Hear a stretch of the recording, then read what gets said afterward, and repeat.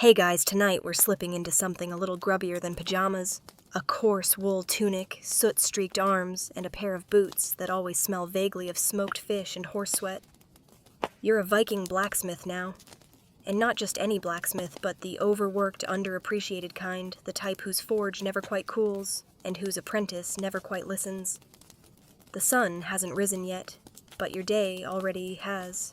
Outside the longhouse, frost clings to the thatched roof like breadcrumbs on an old beard, and the cold air sneaks in through every poorly caulked crack in the walls. You're wrapped in a heavy cloak, more hair than fabric, and your face is the only thing exposed, dry-cracked, and begrudgingly awake.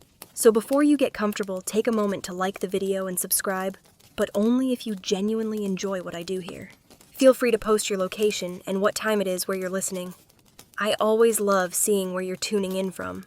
Now dim the lights, maybe turn on a fan for that soft background hum, and let's ease into tonight's journey together. Your eyes flutter open to the faint orange glow of a fire that's barely holding on. Embers sigh in the hearth. Ash floats lazily in the air, mixing with the smell of pine smoke, cured leather, and someone's leftover onions. You try to shift without making too much noise, but the dried rushes under your bedding rustle like parchment. One foot swings out from under the woolen blankets, instantly regrettable. The stone floor is so cold it could host a family of ice trolls. You sit up, spine cracking, and glance around the room. Your longhouse is simple, but not entirely unpleasant. The walls are logs stacked like sleepy giants. The beams above are stained with soot, and the whole place carries the heavy perfume of smoke and slightly overcooked goat stew. On one side of the house, your wife still snores softly, her hand curled around the blanket like she's guarding treasure. The kids, if you can call two farting, snoring lumps kids, are buried beneath a pile of pelts on the other side. With a grunt, you rise. First item on the agenda, finding your boots. One is under the bench where it always is. The other is not. You try not to curse. It's too early to curse. You shuffle across the room with one boot on, and one foot curled against the icy floor, poking around in the dim light. When you finally locate the missing boot stuffed inexplicably into the firewood basket, you mutter a sleepy thanks to the gods, and slip it on. It's still warm from the embers. That could be nice, or dangerous. You choose not to dwell on it. Next stop, the hearth. You throw on a few pine logs, fan the coals with a piece of old shield leather, and coax the flames to life. The fire crackles obligingly, casting dancing shadows across the room. You're starting to feel human again. The forge waits outside, of course, but not yet. First you stretch. One arm up, one arm down. A twist to the side that feels like trying to pop a rusty hinge back into place. Your shoulders have knots the size of walnuts, and your left knee still makes that unfortunate grinding noise it picked up during last year's ice sledding mishap. You wander toward the small barrel by the door and ladle out a scoop of weak ale. Its tepid tastes vaguely of old bark and goes down with the elegance of a drowning squirrel. But it warms your insides just enough to push back the lingering chill. Stepping outside the world greets you with a slap of wind and the distant bleating of a sheep who's either upset or just dramatic by nature. Your breath hangs in the air like a ghost deciding whether it wants to be part of this scene. The village is still asleep except for the chickens who are up early and clearly trying to form a union. Your forge sits squat and sulky on the far side of the yard, an open-sided lean-to built from timber and stubbornness. Smoke still coils lazily from its chimney, which is a small miracle considering you didn't bank the fire properly last night. You approach the forge like it's an old friend who owes you money cautiously, with a mix of affection and distrust. The coals are a dull red like tired eyes. You grab your iron poker and jab them a few times until they sigh and start to glow more enthusiastically. You pump the bellows slowly, rhythmically, and soon the forge begins to murmur again, metal breathing fire into the morning. Your tools are where you left them, hammers lined up on a low shelf, tongs dangling like iron spiders, a half-finished horseshoe sulking on the anvil. There's soot in every crevice rust where you wish there weren't, and the faint smell of burnt hair probably from last week's accidental chicken incident. You tried to help. The chicken disagreed.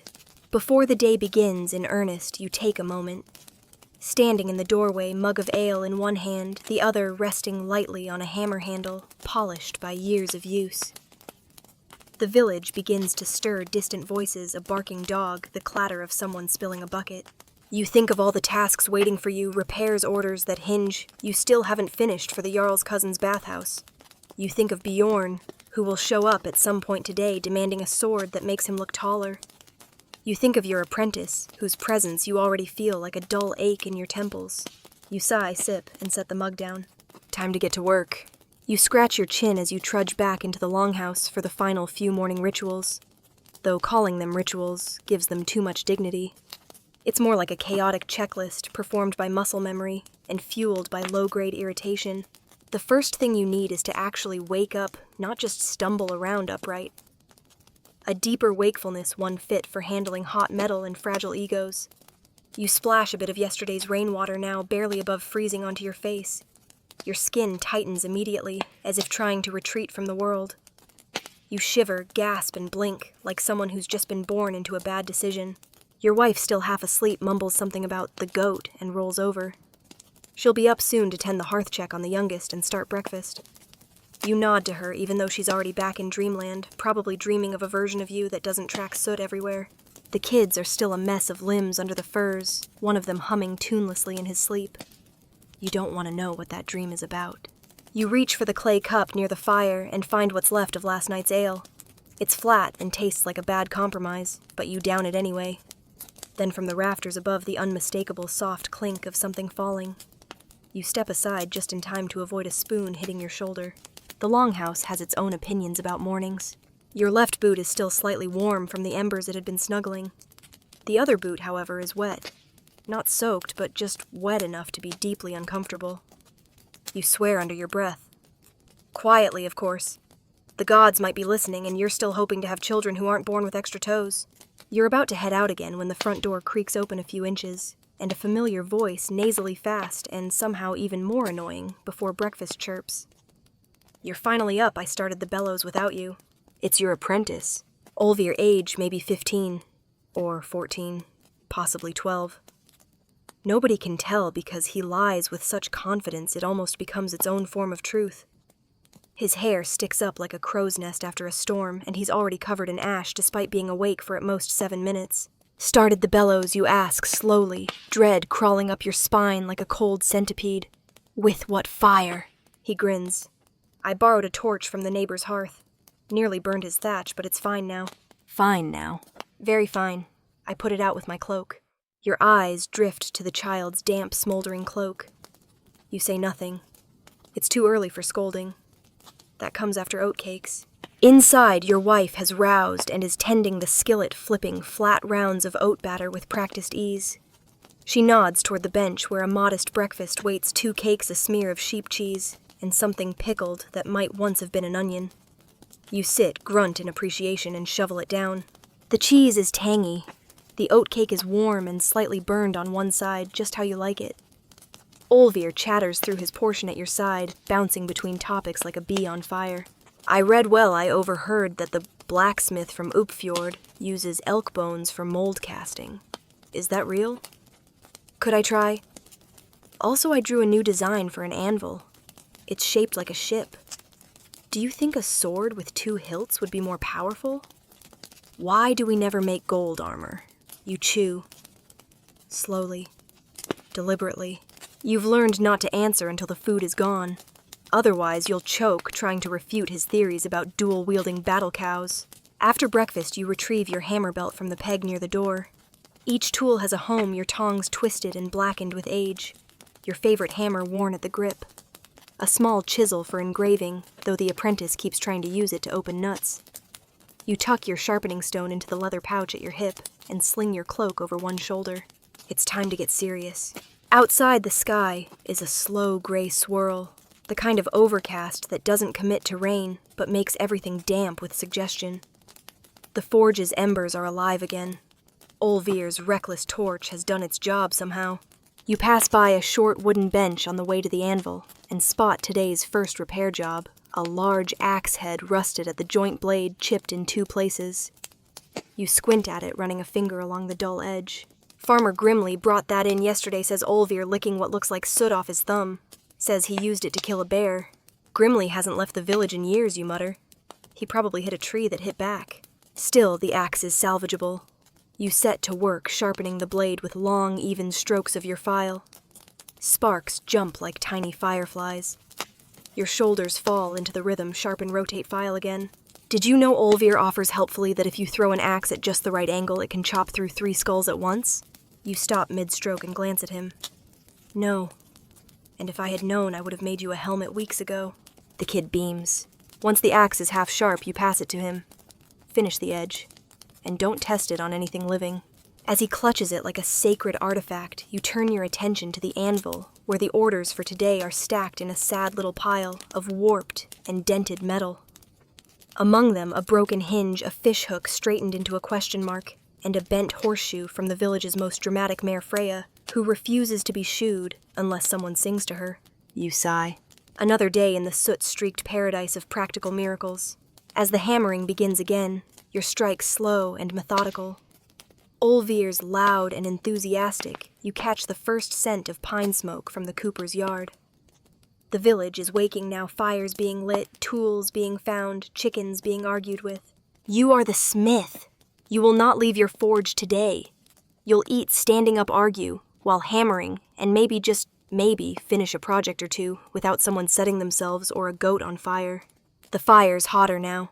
You can feel it licking the hairs off your forearms with every pull of the bellows.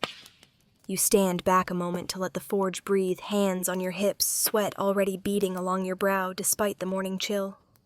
The sun still hasn't properly committed to the day, just a pale smear behind thick clouds, but the forge glows like a miniature dawn. You pick up a billet of iron and squint at it like it's an old enemy. It's not fancy stuff, nothing like the high-carbon steel the Jarl's swordsmiths hoard, but it'll do for what it needs to be: dependable, unremarkable, mildly resentful. Much like you before breakfast. As you start hammering out the blade for Bjorn's latest request, a short sword he insists will intimidate even Saxons, you begin falling into rhythm. The clang of hammer on iron, the sizzle of sweat landing on hot metal, the occasional background squeal of Olvir accidentally dropping something important. You glance at the boy. He's trying to organize the tool rack and humming a tune that sounds suspiciously like the drinking song from last week's feast. You don't comment. If he's occupied and not inventing new ways to light himself on fire, you consider that a small win. The billet flattens with each strike shaping into a basic blade. Not yet beautiful, but promising. You give it a twist, adjust your grip, and bring it down again. You ever wonder, Olvir says, setting aside a pair of tongs with exaggerated care, why we never make swords with curves? Like bendy ones. I feel like that'd confuse the enemy. You keep hammering. You mean a sickle. No, like a wavy noodle sword. Real long. Wiggles when you swing it. You glance up. You want to bring pasta into warfare. He shrugs. Just spitballing. The clang of metal drowns out further nonsense, and that's a mercy. Eventually, you stop to check the heat. You lower the metal into the coals again, letting it soak up more of the fire's fury. While it simmers, you grab your sharpening stone and sit on the edge of the bench, stretching your sore legs. This is the quiet part. The in-between. You rub at the knot in your lower back and glance at the sky. Historians still argue whether village blacksmiths in your era were seen more as craftsmen or as semi-magical figures. Some say you were just the guy with soot in his eyebrows. Others insist people believed your forge had a spiritual aura and that ironworkers could ward off evil with a strategically placed horseshoe. You don't feel particularly magical. You feel like a man who hasn't changed his shirt in 4 days. Your wife appears briefly with a mug of warm broth, mutters something about Bjorn being all biceps and no brains, and disappears again. You sip gratefully. It tastes of leeks and bones and possibly love. Then comes the first real test of the day. A merchant from the next village over appears carrying a sack that jingles ominously. He's bearded, smiling, and wearing a cloak that somehow manages to look both expensive and moldy.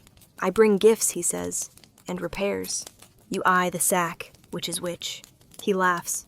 It's not a good laugh. Too bright. Too practiced. From the sack, he pulls 3 knives, a ladle that's been flattened like a sad coin, and a pair of shears so rusted they look fossilized. These, he announces grandly, belonged to my grandfather. Can you restore them? You hold up the shears. Your grandfather fought them. But you take the job. You always do, because every coin counts, even the moldy ones. Olvir offers the man a seat and a ladle of broth, which he accepts without question. You admire that kind of boldness, accepting soup from strangers while holding broken weapons. Back at the anvil, the sword's ready for quenching. You lift it from the forge, glowing orange like the world's angriest carrot, and plunge it into the water trough. Steam explodes upward.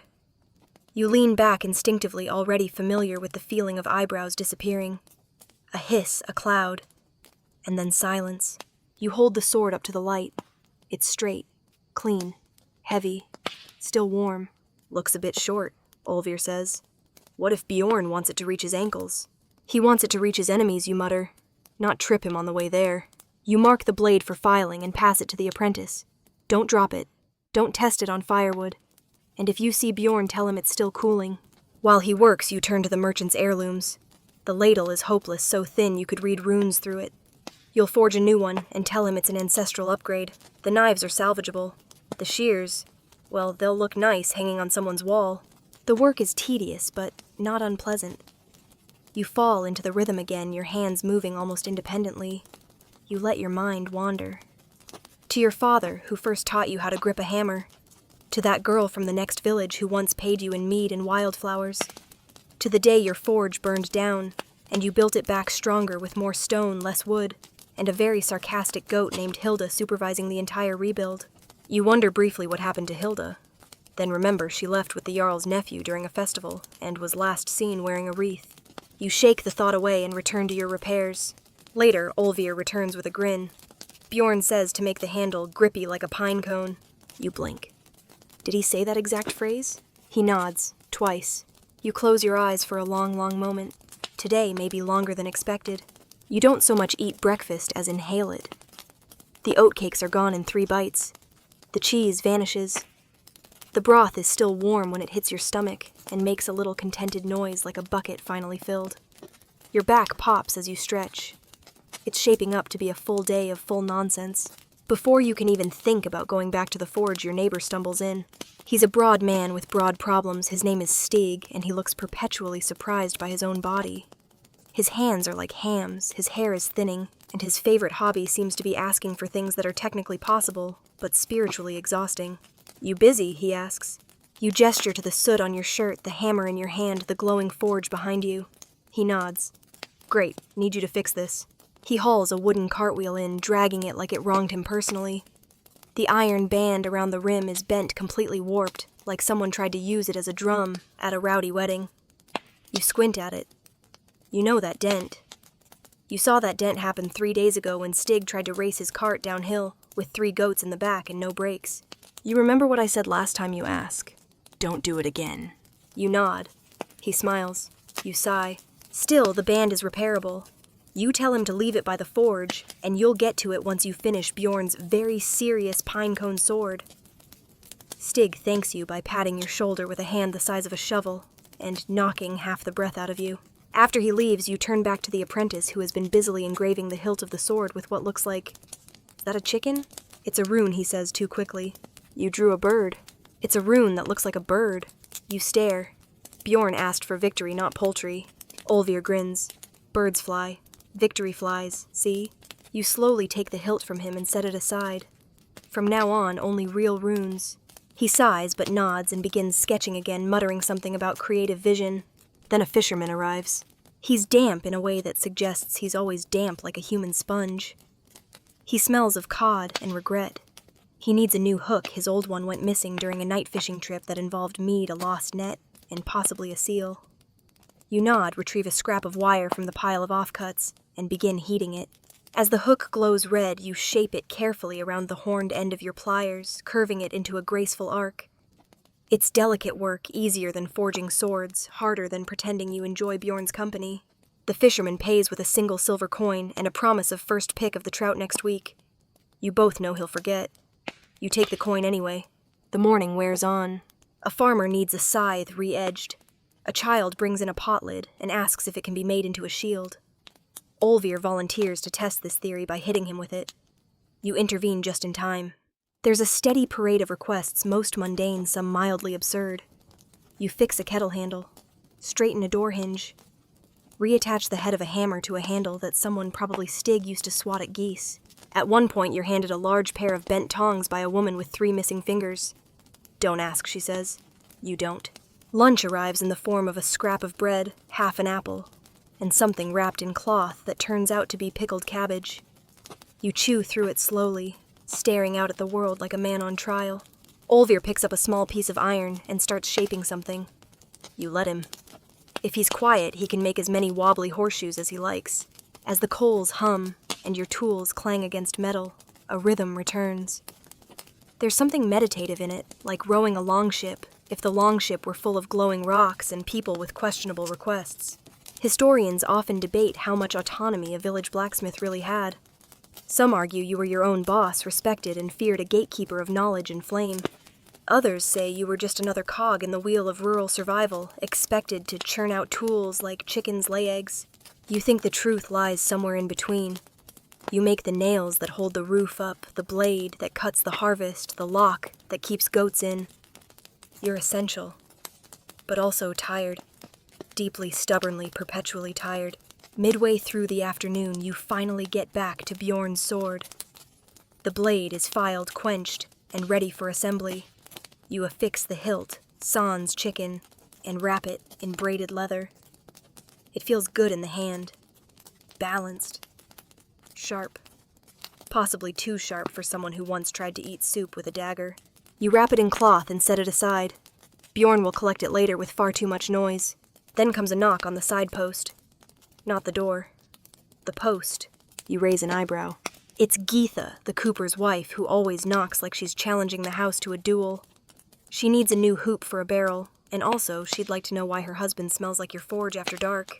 You manage to diplomatically suggest that perhaps he's been borrowing embers and not having affairs with anvils. She seems to accept this. You forge the hoop quickly and with great caution. By now your arms are sore. Your neck is stiff. Your apprentice is attempting to cook an egg on the forge stone, which you stop before it becomes an international incident. You're tired, but the work isn't done. It never is. The fire is steady again, humming with the deep, glowing patience of something that knows it will outlast you.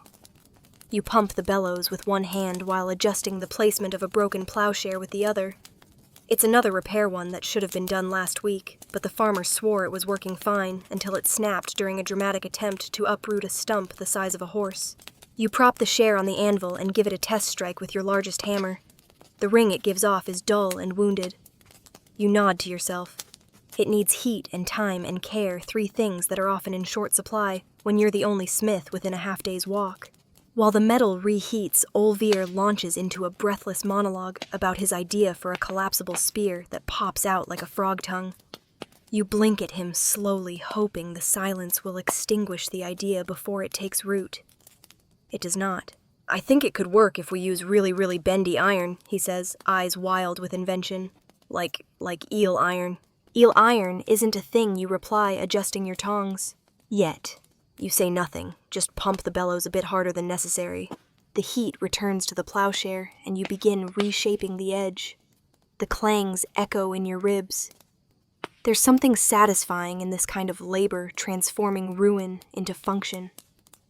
Fixing what others have broken with enthusiasm, but not enough skill. In a lull, Olvir brings you something unexpected, a dagger. Not one of yours. It's old, blunted, pitted, half-eaten by time. Found it buried in the midden heap, he says. Thought you might want to see it. You take it from him gently and hold it up to the light. The shape is familiar. Cruder than your work, but solid. You run a finger along the hilt and pause at a mark faint, worn down, but there your father's maker's rune. You sit down slowly on the bench. This dagger was his. One of his early pieces. It must have gone missing years ago, sold or traded, or simply lost to the daily churn of objects changing hands. And here it is, rusted and forgotten, surfaced by chance in a pile of ash and refuse. You remember watching him make it. You couldn't have been more than 7. He held your hand steady on the file, guiding it until the edge gleamed. Olvir watches your face and for once stays quiet.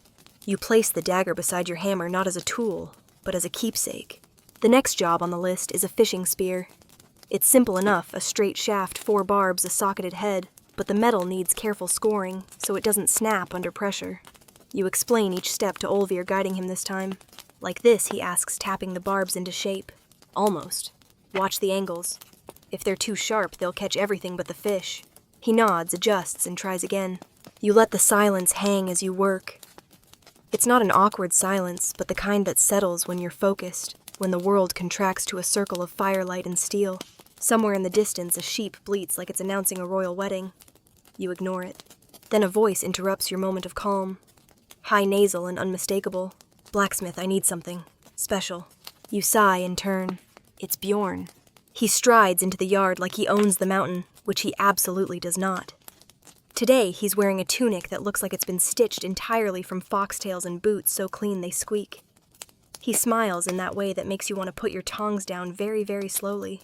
You got my sword. You nod and hand it to him. He unwraps it with the reverence of a man opening a mead cask. Oh, yes, he says, swinging it once, nearly taking out a fence post. This'll make me look terrifying. Like a bear who's also handsome. You don't respond. There's no safe response. He admires the leather grip, holds it up to the light, squints at the runes. Is this one for strength? You lean in. It means grip firmly. Which is true, in a way. Bjorn nods sagely. Perfect. I'll be unstoppable now. He tosses you 2 coins, one of which is bent, and struts away, humming his own name. You sigh deeply. Could have added the chicken, Olvir murmurs. No, you reply. Let's not reward that. With Bjorn gone, the forge seems quieter, more reasonable. You return to the bench and set to work on the fishing spear, letting Olvir do the lighter strikes as you hold the barb steady. This is better than yesterday, he says. How so? You haven't yelled at me once. Yet. Don't tempt fate. Still, he's not wrong. There's a flow to the day now. Things getting done. Tools being used correctly. Metal becoming something purposeful. You even take a moment to rewrap the handle of your favorite hammer. The old leather had worn thin, fraying at the edge. The new wrapping is tight, even satisfying in the hand. A good grip matters more than most people realize. By late afternoon, your muscles ache in that familiar, earned way. The forge is glowing low again, not in warning, but in tired contentment. A few final sparks crackle and fall into the ash pit. You dunk your hands in the water barrel, let the cold bite through the grime. Your nails are black. Your palms are calloused. But you feel good. Accomplished. Steady. Olvir sits beside you, fiddling with a twist of copper wire, shaping it into what looks like a tiny dragon. Think we could make one of these breathe smoke, he asks. You smile. Let's fix one more plow first. The village bell clangs, once dull and disinterested, like even the metal is tired of announcements. You glance toward the sound. Probably someone's lost a goat again. Or a child. Possibly both. But your forge isn't the place for rescuing livestock or misbehaving toddlers. You've got a backlog of repairs longer than the winter night. First up, a battered scythe brought in by a farmer who looked like he'd been wrestling it more than wielding it. You wedge the scythe into your workbench vise and take a good look. The blade is nicked bent and probably cursed. You don't say that out loud. The farmer might have taken it as a compliment. You begin grinding the edge, sending soft sparks curling through the forge like fireflies. The air smells of scorched rust and old sweat. There's a rhythm to this. The pull, the scrape, the hiss of wet cloth on hot metal. It's the kind of task that lets your thoughts drift like smoke. Olvir sits nearby, elbows on knees, watching you. For once, he's quiet. You ever sharpen a blade this bad before he asks finally? You glance at him. Only my own after I let your father borrow it. He laughs, a bark of sound that echoes off the forge walls. He said it was the wind that dulled it. He used it to pry rocks out of a fence post. You return to the scythe. The repairs today feel endless. A snapped bridle buckle, a chipped cooking pot, a bolt for the Jarl's latrine door that must be dignified, but strong. You hammer it out without asking follow-up questions. Each visitor brings something broken, and with it, a piece of their story. You don't ask for these stories, but they come anyway, riding in on the clatter of wood carts and the creak of leather boots. There's the weaver's son who cracked a loom weight and wants to fix it before his mother notices. A nervous boy, all elbows and stammering. You help him shape a new one from scrap iron and pretend not to see his trembling hands. Then there's Era the shepherdess who brings in a brass bell with a missing clapper. Her cloak smells of lanolin, and her expression is the quiet patience of someone used to standing alone on hillsides, watching sheep and thunderclouds argue in the sky. You fix her bell while she tells you about a lamb born with 2 noses. You nod, say lucky to smell twice as much, and she laughs in that short, surprised way, like a sheep just winked at her. Later, a fisherman stops by with a bent net hook and a bleeding thumb. He claims the wound came from an especially rude trout. You patch the hook and hand him a strip of cloth. He looks at it like it might be cursed. Wrap your finger, you say, unless you want to woo the crows. He wraps it, badly, but you don't judge. By mid-afternoon, your arms ache. Your hammer swings slower. The anvil rings a little flatter. Still, there's one more job before you break the wheel rim Stig dropped off earlier. It's cooled now, waiting like a sulking dog. You fit it to the wooden wheel, heating it first in the forge, until it glows faintly, then pressing it carefully into place. The wood smokes as the iron contracts, biting down like a tight collar. You pour a ladle of water over it to cool the join steam rising in twisting ropes. Behind you, Olvir clears his throat. There's a man outside, he says. Lots of those. He says he's the Jarl's steward. You turn. That changes things. The steward is tall, thin, and dresses like he believes layers equal power. His cloak is spotless. His boots shine. His nose is perpetually tilted 10 degrees higher than necessary. When he steps into your forge, it's as if he's inspecting a sheep pen. You resist the urge to throw a clod of soot at his boots. You are the blacksmith, he says. It's not a question. You nod. One of the few roles that wears its job. He doesn't smile. The Jarl has a request. Of course he does. He requires a custom hinge. Brass with a stylized leaf pattern. For the lid of a ceremonial chest. You blink. A hinge. He nods solemnly. And 5 horseshoes. For the ceremonial horse. For his actual horse. Good. Oh, he adds, and your seasonal tithe. The Jarl is collecting early this year. In iron. You nod again. Naturally. He turns and leaves, trailing the scent of lavender oil and someone else's money. Olvir whistles. Bet he's never touched a hammer in his life. He'd probably faint if he smelled what real brass does to your hands. You wipe your palms on your apron and jot down the hinge request. You'll start that tomorrow. Maybe. You could grumble about the tithe, but honestly, it's just how things work. Historians still argue whether these tithes were fair trade or just another form of extortion. You know the truth. It's a little of both. You get protection in theory, and in exchange you pay sometimes in coin, sometimes in food, often in hours of your life you won't get back. The hinge can wait. You turn back to the forge, roll your shoulders, and pick up a bar of iron. Olvir stands beside you now, watching as you mark the next cut. How do you make it do what you want, he asks. You pause. The metal. He nods. You don't make it do anything. You listen. Nudge. Let it think it's winning. He considers that, squints at the fire, then nods solemnly like you've handed him a great secret. You don't correct him. Around midday, the sun finally admits it's awake. It punches through the clouds in streaks of pale gold that land on your forge like sleepy spotlights. You take off your outer cloak, revealing a tunic so sweat-stained and soot-streaked it could qualify as camouflage in a charcoal heap. You stretch your back slow, creaky like a barn door in winter, and wander over to the water barrel.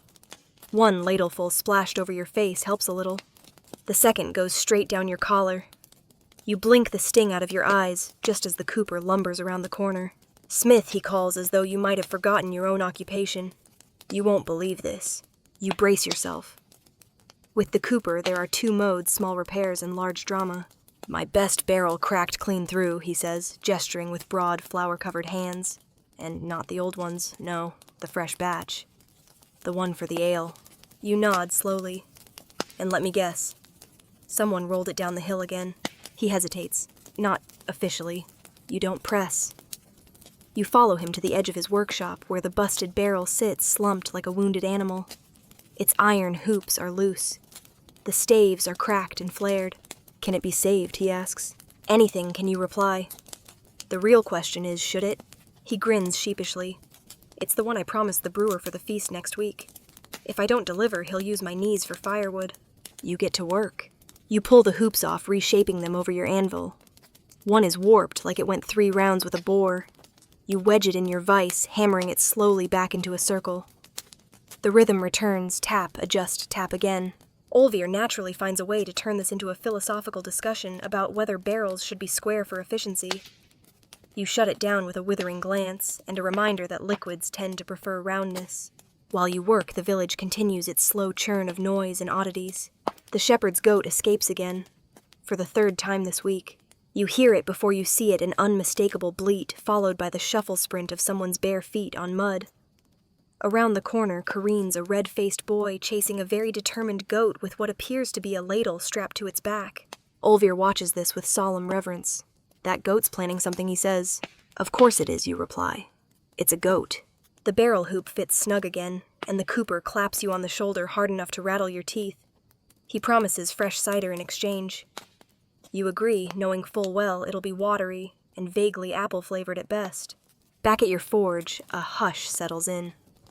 The fire purrs rather than roars. Olvir pokes at a bundle of scrap idly shaping what looks like a tiny shield. You take the lull as a rare gift. You sit on your bench and close your eyes for a few moments. You can still hear the forge, the breeze through the eaves, a crow cackling in the rafters, but it's peaceful in its own soot-covered way. You think back briefly to your first days as an apprentice, back when every mistake burned a little more, when the heat felt like punishment instead of purpose, when you thought forging was about power, not patience. Your first real project had been a door latch. It had come out crooked, but your father had kept it anyway. Mounted it on your bedroom door just to remind you that mistakes still had function. You still use that latch today. Historians still debate how much personal pride blacksmiths took in their work versus how much was purely economic.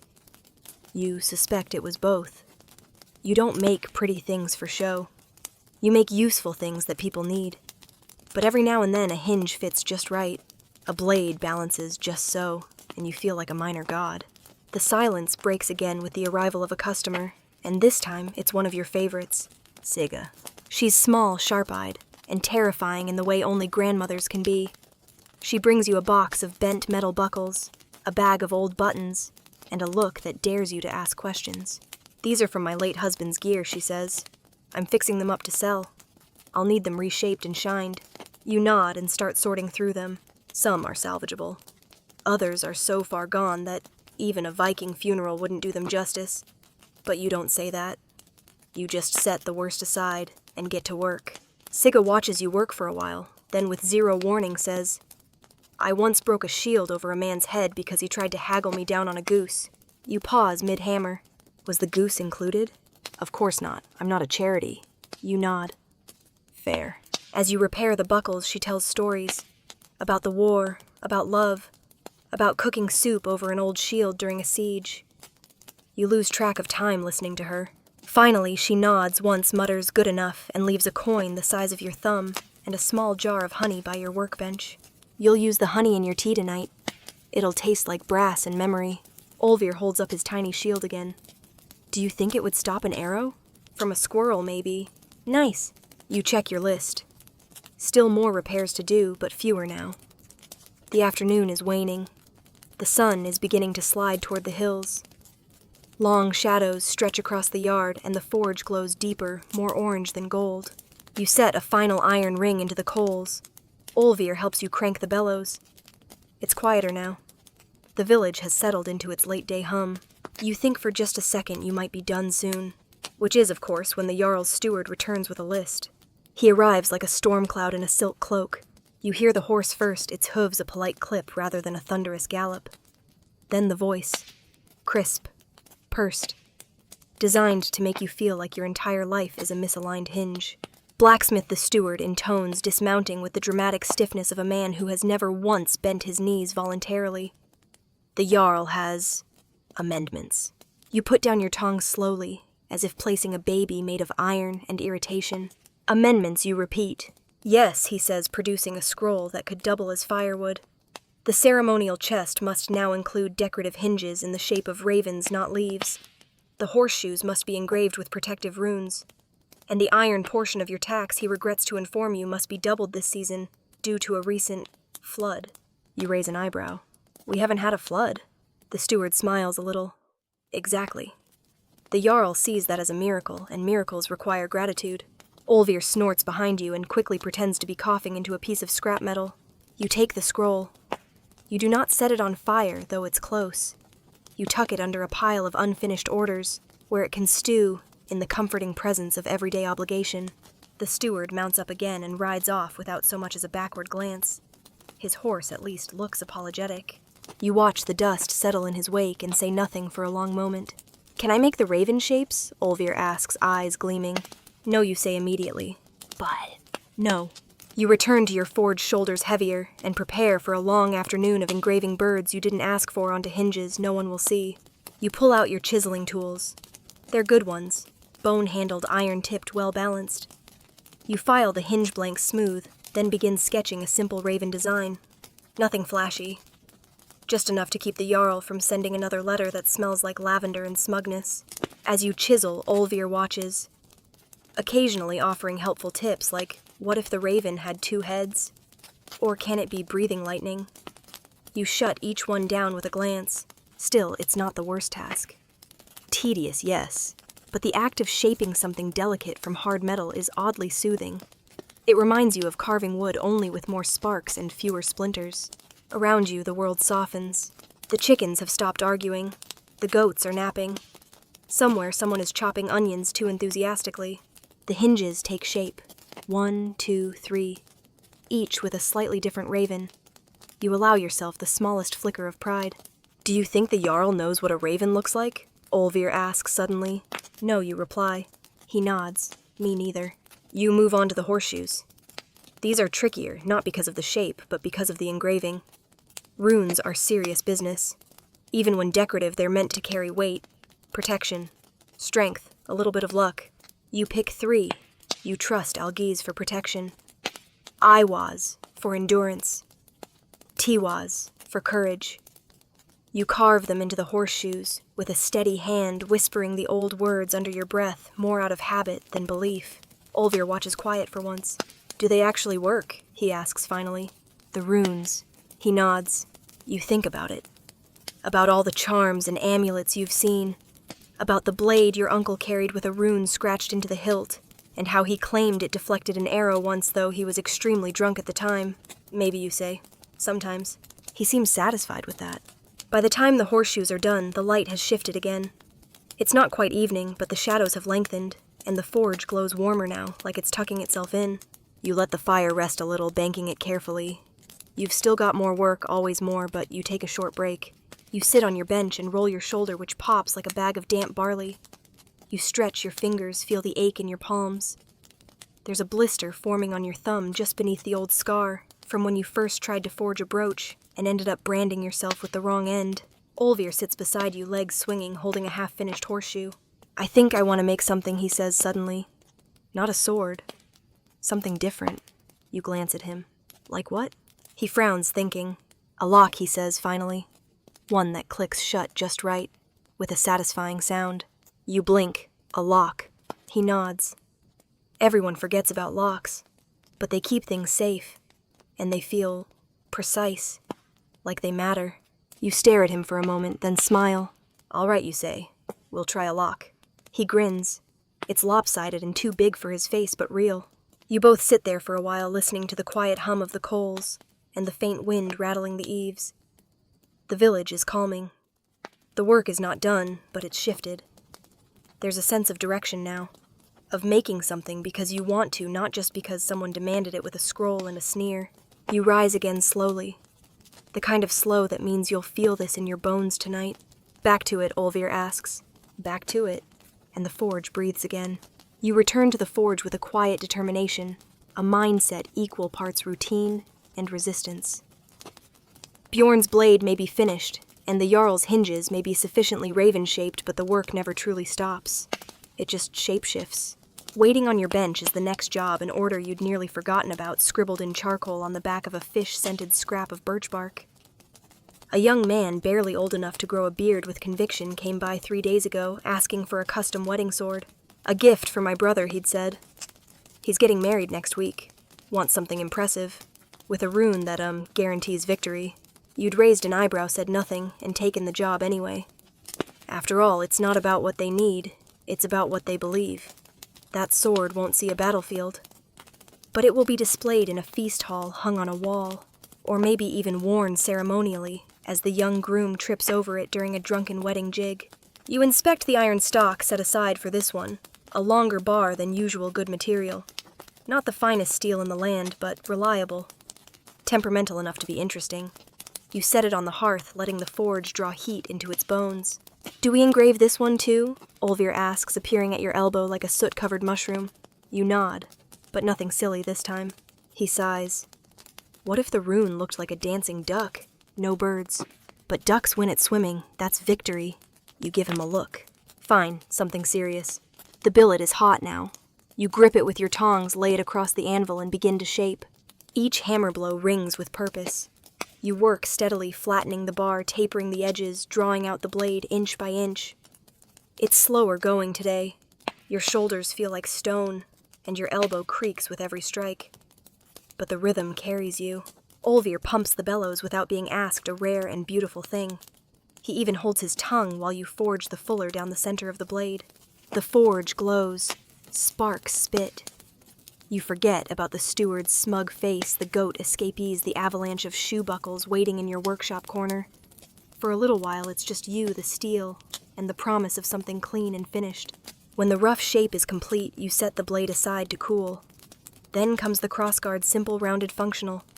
No need for theatrics.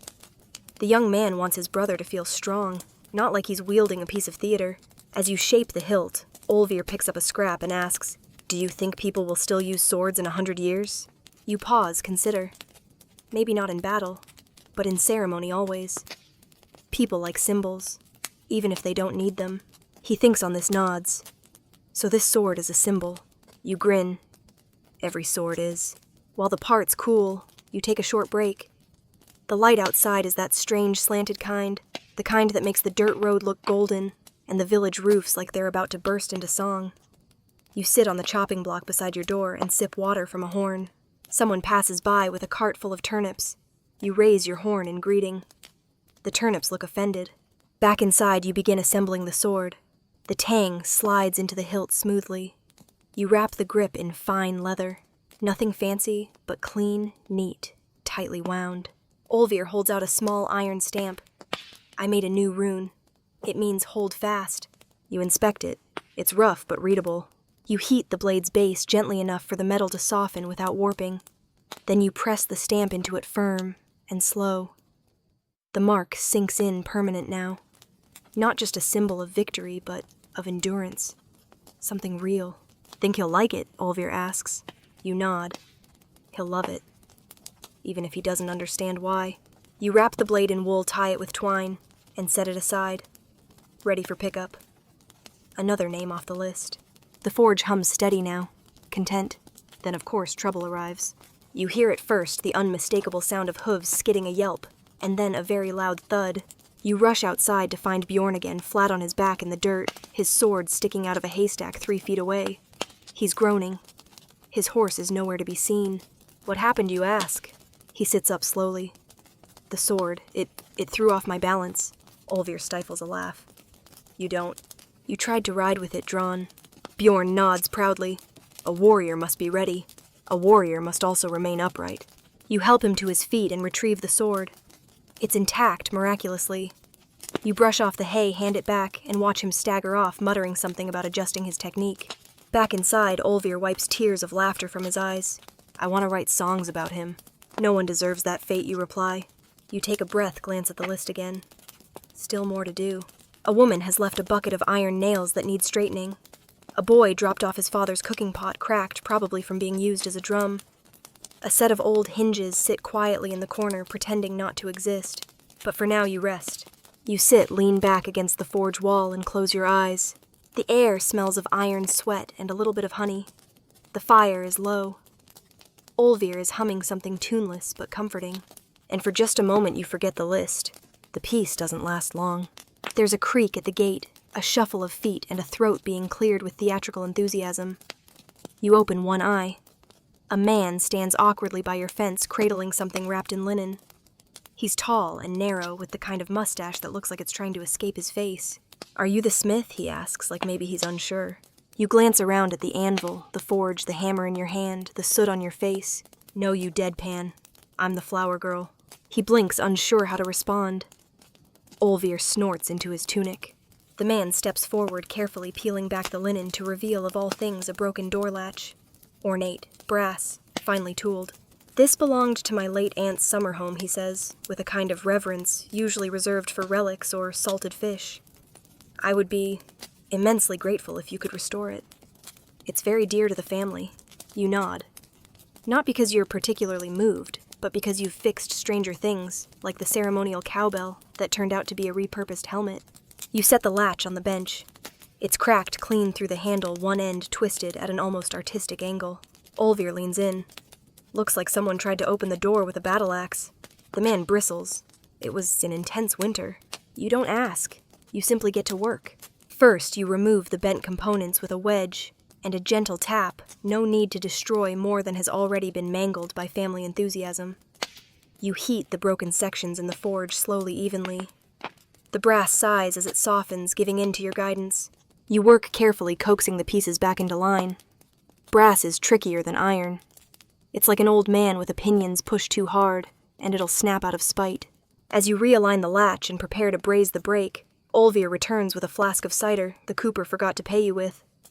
It's lukewarm and tastes like apples and regret, but you sip it anyway. You think this was fancy once Olvir asks, gesturing at the latch. Everything's fancy when it's someone's inheritance. When the repair is done, you hand the piece back to the mustached man. He turns it over, reverently, fingers the repair, and sighs. Beautiful, he whispers. It's a latch, you say, but a meaningful latch. You charge him 2 coins, which he pays with a trembling lip and a muttered blessing. As he leaves, Olvir shakes his head. People are strange. You glance at the half-melted pile of nails someone dropped off earlier and nod. Takes one to know one. You finally get to the nails. They're a sad pile, bent like they've been dancing. You heat them in batches, straightening them one by one on your smallest anvil. It's tedious work, fiddly repetitive, but also oddly calming. While you work, a group of children passes by the forge, dragging a wagon full of sticks and shouting about defending the north gate. One of them salutes you with a soup ladle. You salute back with your hammer. Local militia Olvir asks. Let's hope they never see battle. The sun has begun its descent in earnest, now casting long slashes of golden light across the yard. Shadows stretch like tired cats. The forge glows softer, like it's listening to a lullaby. And then, because your life is a comedy, a man you barely recognize arrives at full speed on a cart pulled by what might be the angriest mule in the hemisphere. He skids to a stop, leaps down, and lifts a bundle out of the back. It's a shield. A wooden one, cracked straight down the middle and scorched around the rim. What happened, you ask, inspecting the damage. He shrugs. Disagreement. With a tree. Was the tree armed? He shrugs again. It's a long story. The shield is fixable, but barely. The wood will need binding. The boss reforged. The rim reforged, or replaced entirely. You tell him it'll take a full day. He nods and tosses you a pouch that clinks like a compliment. You're not staying for it. Can't he says, already climbing back into the cart? I'm late for a duel. You don't ask.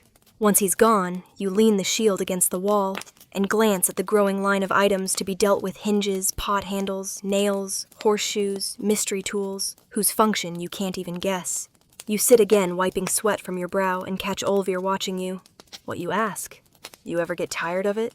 You look around the forge, the fire, the tools, the soot, the endless stream of people who bring you their broken things, like you're a priest for metal. You think about it. Every day, you say, then you smile. But there's nothing else I'd rather do.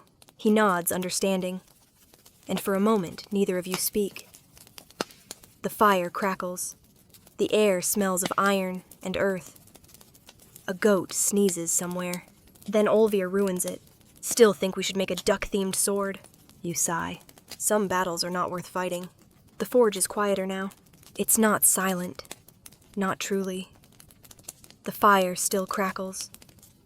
The bellows wheeze faintly, and the village hums in the distance with the soft sounds of evening. Setting in a dog, barking someone chopping firewood. A baby crying like it's being personally wronged by the concept of bedtime. But there's a lull in the work. A pause between jobs.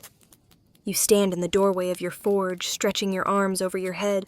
listening to the joints in your shoulders protest with a series of creaks and pops. Olvir sits on an overturned bucket nearby, whittling a crooked piece of wood into what he insists is the beginnings of a ceremonial staff.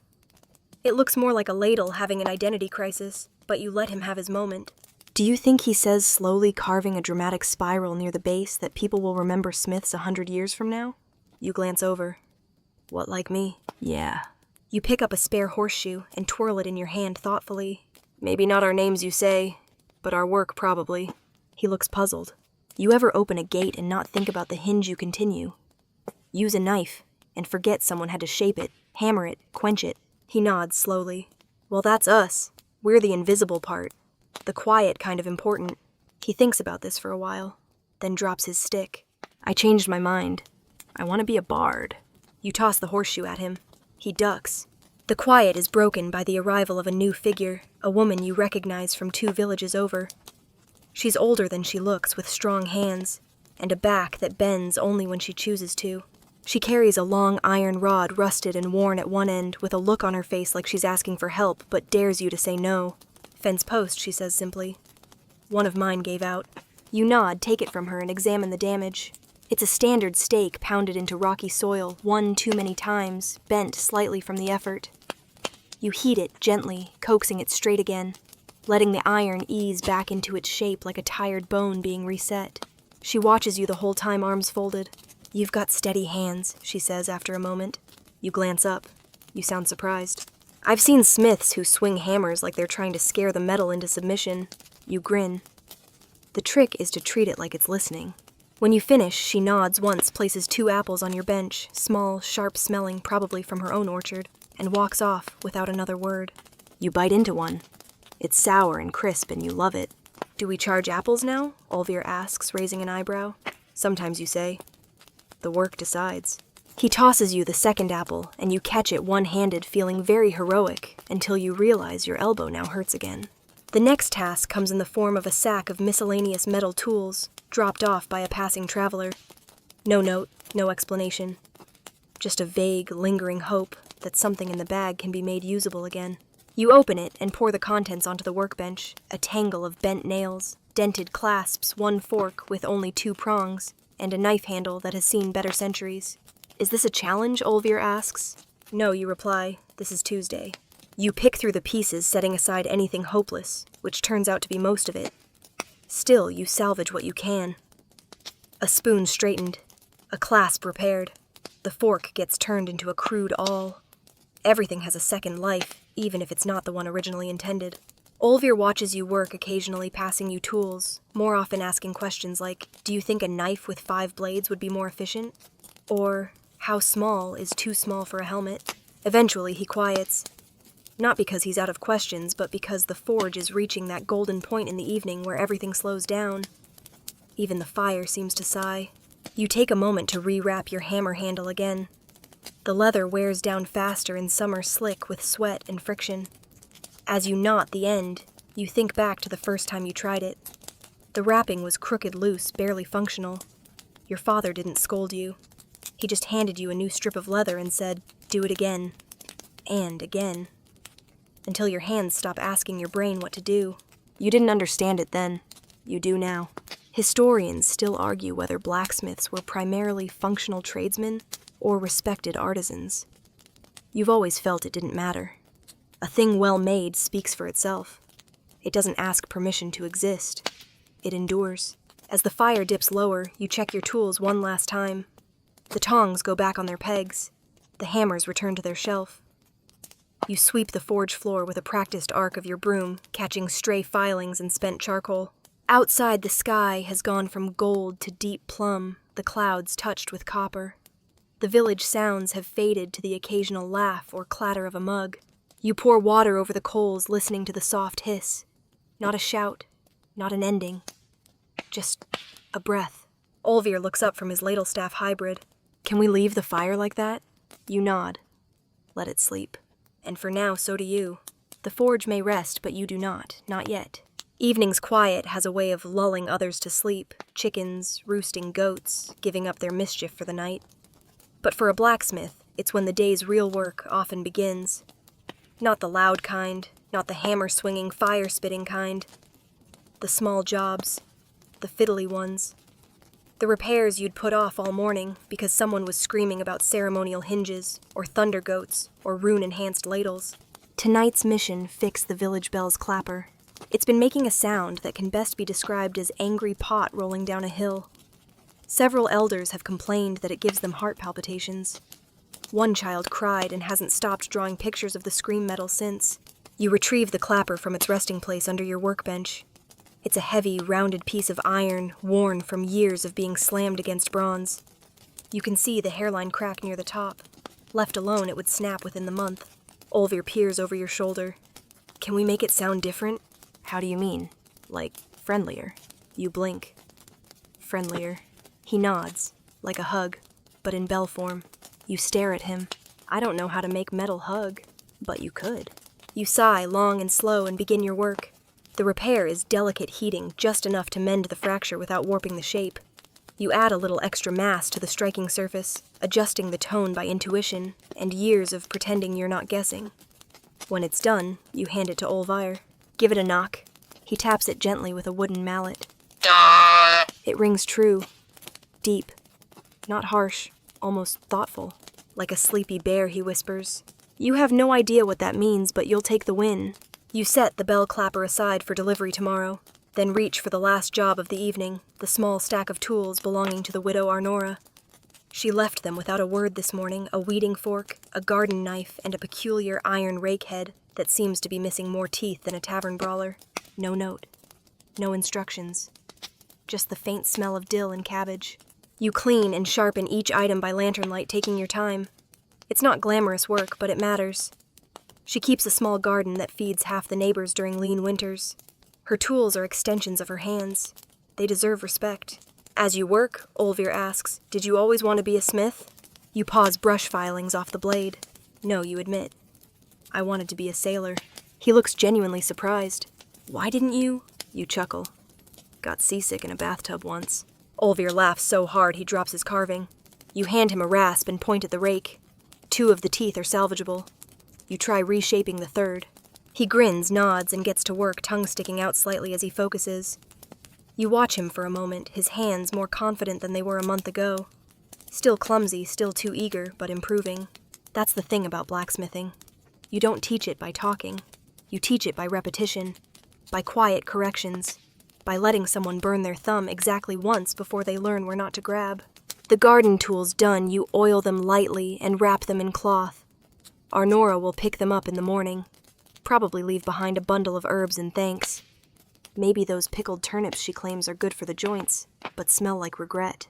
Outside, the air is cool now, tinged with smoke and pine. The village is mostly asleep.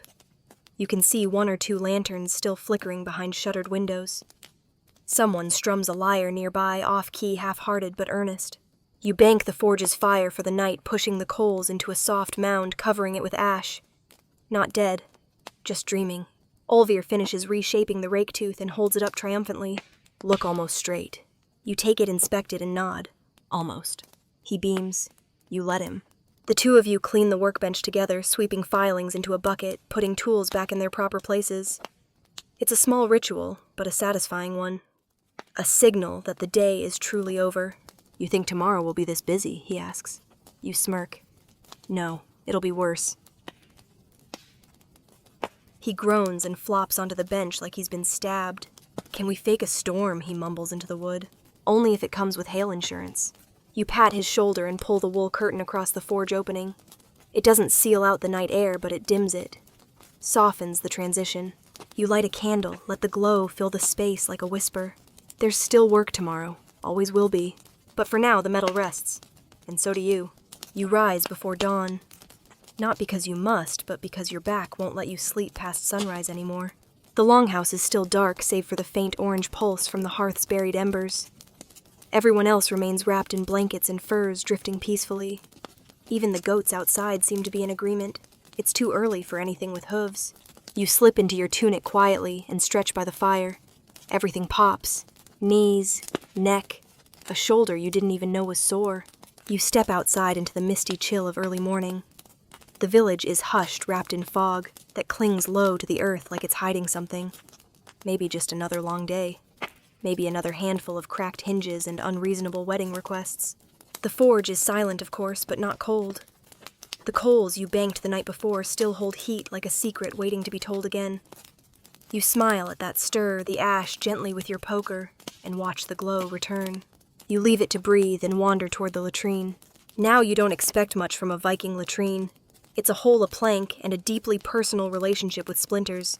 But this morning you find something unexpected. Two neighbors standing in front of it, arms crossed, arguing in a tone normally reserved for disputes over inheritance, or whose goat ate whose roof.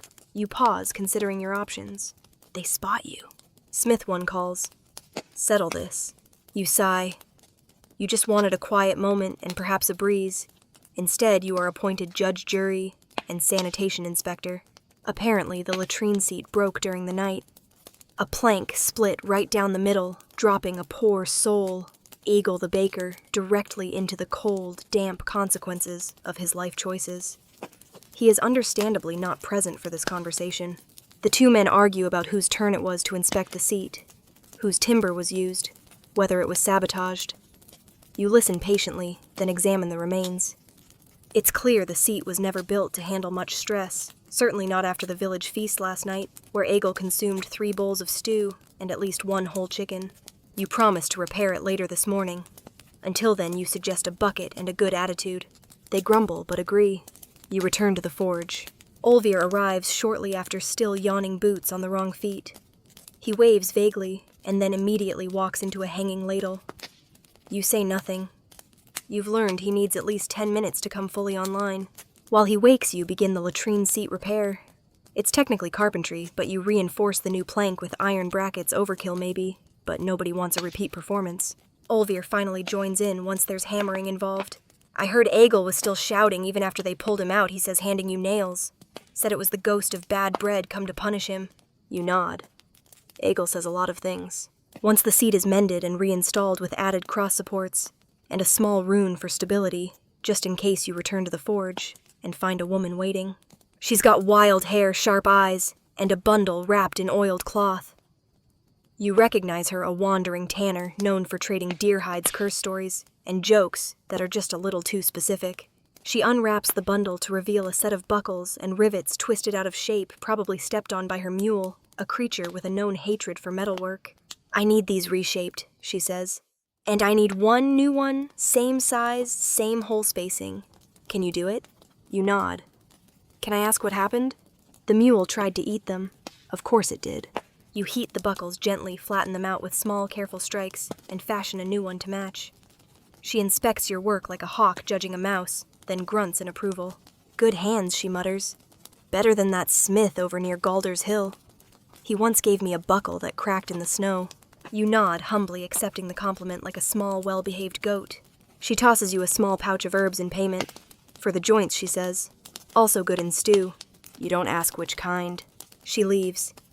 You set the herbs on the shelf next to the other mystery ingredients people have paid you with this month: 1 dried fishtail, a carved soapstone toad, and what might be a lucky onion.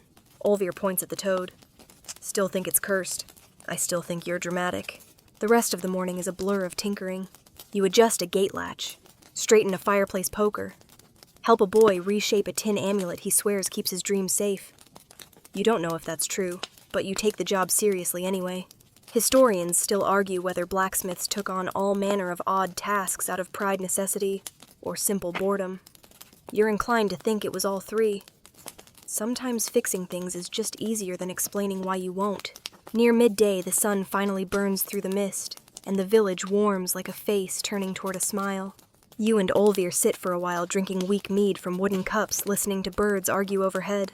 I think I'll make my ceremonial staff into a flute, he announces. Then it won't be a staff. Who says it can't be both? You shrug. Just don't play it near the goats. Too late, he already is. By early afternoon, the village settles into that strange lull where everything moves just a bit slower. Chickens nap in the dust. Children disappear, either hiding or conspiring. You're not sure which. The breeze carries the scent of drying fish hay and someone overcooking something in a pot that's definitely too small. You, however, have no such luxury. The forge is hungry again. You coax the coals back to life with a few brisk strokes of the bellows, watching as they glow, then flare, then settle into that low, steady hum that makes your bones ache in sympathy.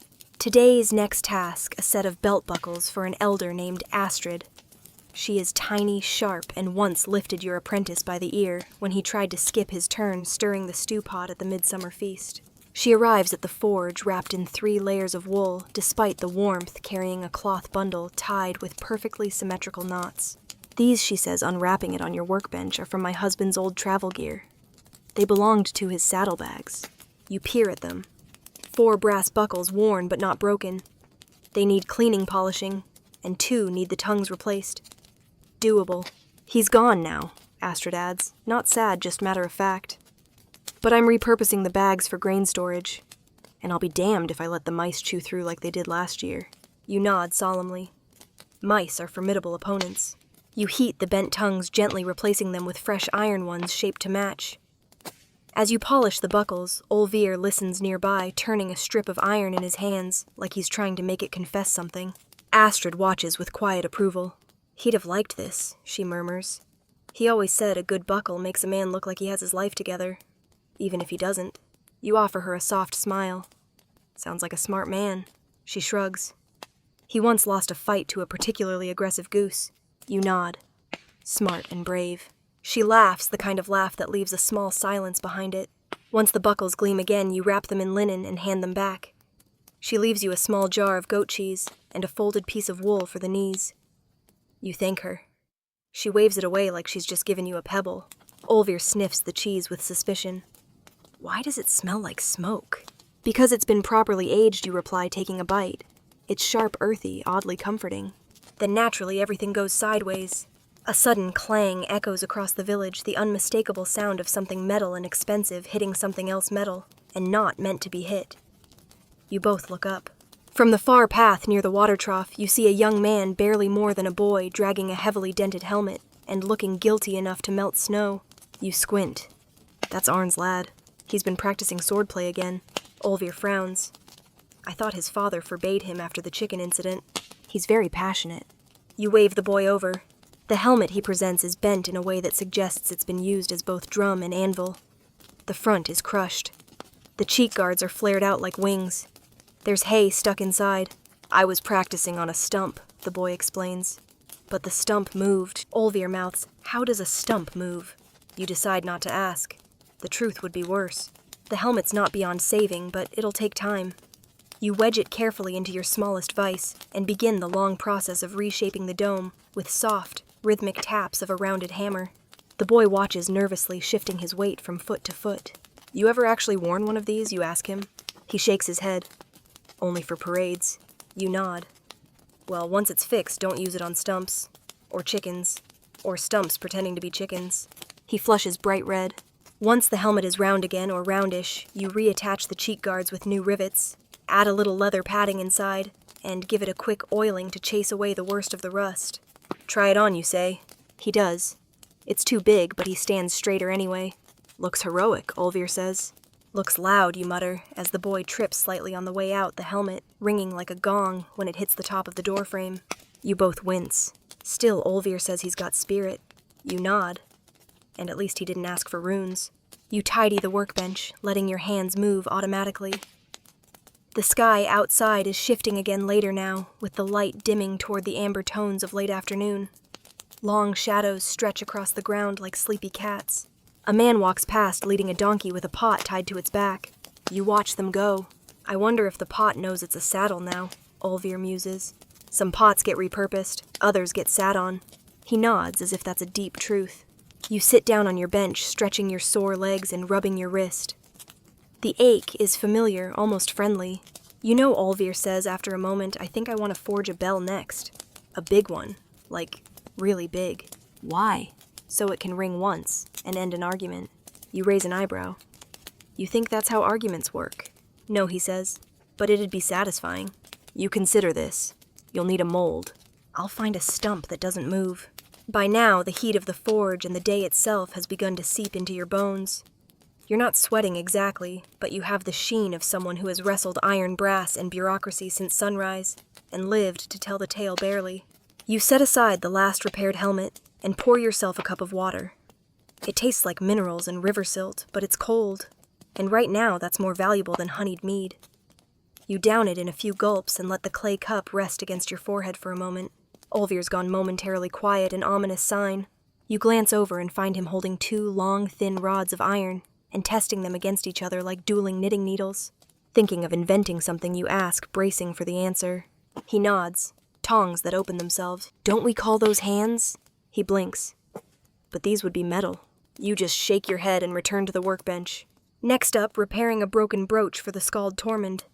He's not due until next week, but you know better than to delay with a man who turns mild slights into rhyming sagas. The brooch itself is bronze, shaped like a coiled serpent, and snapped in 2 near the pin. A decorative piece, sure, but well loved, maybe even passed down. It requires delicate work heating without melting, joining the pieces without visible seams polishing, without scrubbing away the character. As you align the halves in the coals, you reflect on how strange it is that some of your finest efforts are poured into things that serve no practical purpose. No cutting edge, no locking hinge, no weight-bearing roll, just decoration. Memory. Meaning. Historians still argue whether Viking smiths separated craft from art. You think it was all the same. Whether it's a broadsword or a belt buckle, someone will cry if you ruin it. While the serpent brooch fuses in the low heat, a familiar thump announces the approach of Marta Village beer mistress, gossip distributor, and semi-professional poultry wrangler. She steps into the forge with the air of a queen entering her court, slaps a dented tankard down on the table and says, "It insulted my husband. Fix it." You pick up the tankard. It's lopsided, cracked at the lip, and has clearly been thrown, probably at someone's head. Did he insult it first, you ask? Marta waves that away. He deserved it. But I liked this one. You nod and begin reheating the metal. Olvir eyes it thoughtfully. Can you make it hold more? Marta brightens. Now there's an apprentice with ideas. You sigh. I'll round the edges. That's the best I can do. The tankard takes only a short time to repair. You hammer the rim's smooth seal the crack with a thin line of tin and buff it back to a dull shine. It's no longer a weapon, it's a drinking vessel again. Marta inspects it, nods, and leaves a small cake wrapped in cloth. For your apprentice, she says, ignoring your existence entirely. Olvir tears it open. Raisins, he shouts, delighted beyond reason. You shake your head. There are worse bribes. He's mid-chew when a shadow falls over the doorway. A tall man enters, stranger definitely. His cloak is travel-stained, his boots thick with road dust, and he carries a wrapped bundle, like it holds either treasure or something that used to be alive. Smith, he asks. You nod cautiously. He unwraps the bundle and reveals an axe. Not just any axe, one of yours. You'd know that peened rivet and the slight asymmetry in the blade anywhere. I found this, he says, half buried near the river. Looks like it fell from someone's cart. You take the axe, gently turning it over. It's yours all right, but it's old. One of your earlier ones, judging by the uneven edge grind and the clumsy handle curve. You made it. Years ago, sold it. Never expected to see it again. Still works, the man says. Chopped through a cedar stump like it was buttered. You nod slowly. It was built for trees, not butter. He smiles. I'd like to commission another. That surprises you. You want the same? No, he says, tapping the blade. I want the better version. You agree to the commission. He leaves a down payment, a pouch of thick silver rings, and walks off into the evening cloak, flapping like a promise. You hold the axe a moment longer. It's strange, isn't it, how your past work comes back to you? How something you made and forgot has lived its own life, done its own work, and returned with its own story to tell. You set it gently on the shelf. You keeping that one, Olvir asks, licking raisin crumbs off his thumb. For a little while. You check the fire. Still strong. There's a pile of work still ahead. But there's always time for one more job before night falls completely. You roll your sleeves up again, grab a set of hinges from the corner, and nod toward the anvil. Ready. Olvir sighs dramatically. I suppose. And you begin again. The hinges you've picked up are an odd lot of 2 quite the same. One is shaped like a curled fern, delicate and decorative. Another is thick and stubby, clearly pulled from a barn door that no longer opens without the encouragement of a full-grown ox and a song of motivation. A third is missing one leaf entirely. You hold them up to the light, rotating each one thoughtfully. These came from the old granary, you say aloud, remembering. They creaked like ghosts every time the wind picked up. Should we fix them, or perform an exorcism? Olvir asks, raising an eyebrow. You smirk. We'll start with oil and iron. The spirits can wait their turn. You set to work disassembling the fern-shaped hinge first, prying apart the rusted pins with care. One slips, sending a sharp squeal of metal across the room. Olvir winces like someone stepped on a lute string. These delicate ones are harder than they look, you mutter. He leans over to peek. Looks like it belonged on a very fancy chest. Or a very paranoid door, you say, brushing rust off the leaf. You reforge the hinge pin with gentle taps, reshaping the housing slightly so it doesn't bind. Then, while the metal is still warm, you dip it in a thin bath of oil and beeswax your own mixture. Heavy on the wax because you like how it smells and how it smokes like a candle with opinions. The next hinge, the barn one, is less subtle. You brace it, strike it with your heaviest hammer, and let it know politely but firmly that it's going to change whether it likes it or not. Olvir steps back. Why do the big ones sound more satisfying, he asks. Because they're not trying to be art, you grunt setting the flattened hinge down. They just want to hold something shut. Once the 3 hinges are repaired or resurrected in the case of the third, you line them up on the bench. They sit proudly in a row, mismatched and unashamed. Olvir peers at them, nodding slowly, like a tiny army of doors.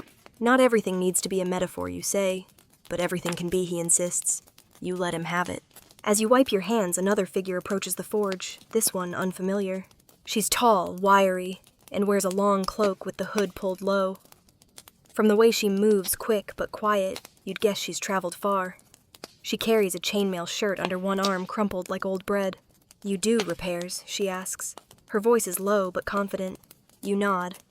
Mail depends on the damage. She lifts it up and drops it on your table with a clatter. It's a mess. Torn in several places, links stretched and cracked. Blood-stained, though dry and old. Someone's been through something. You inspect it slowly.